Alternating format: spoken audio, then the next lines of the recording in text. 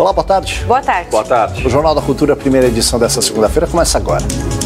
Com mais de 57 milhões de votos, Jair Bolsonaro é eleito presidente do Brasil. Neste domingo também foram definidos 14 governadores em 13 estados e no Distrito Federal. Aqui em São Paulo, o governador eleito é João Dória, com 51,7% dos votos válidos. Mas agora o período de transição entre os governos. Quais são os principais desafios e a agenda de prioridades do presidente eleito e como governar um país fragmentado?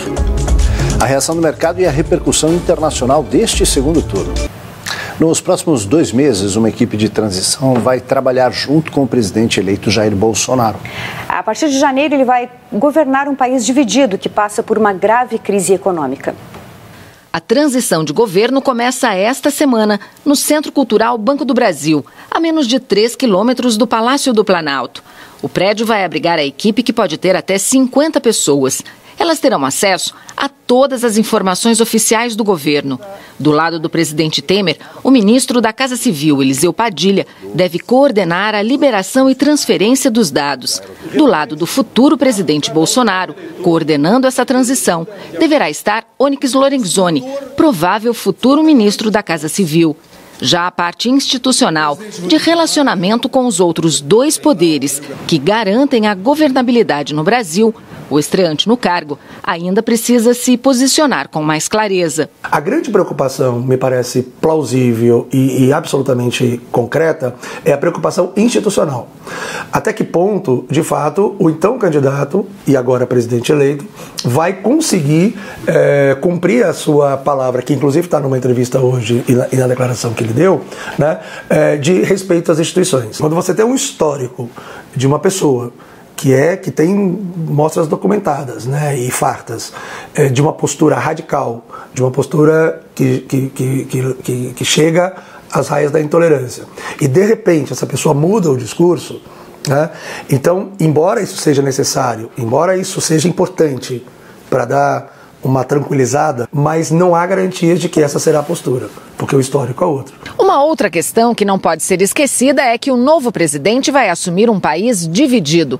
Ele tem ao lado dele quase 58 milhões de eleitores.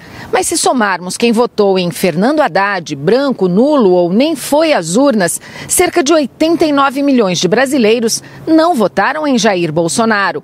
E depois de uma campanha eleitoral em que o limite das divergências entrou no campo das agressões físicas e verbais, a oposição ao novo presidente promete ser firme. Ele deverá moderar o discurso em função das resistências que certamente encontrará para o impulsionamento dessa agenda mais sensível que diz respeito à reforma previdenciária, reforma fiscal, reforma tributária. Se não houver essa moderação, é possível que nós tenhamos uma paralisia decisória. O cientista político avalia que no início do novo governo, as articulações com deputados e senadores devem ser pautadas por uma agenda de costumes, alinhada com um novo Congresso conservador.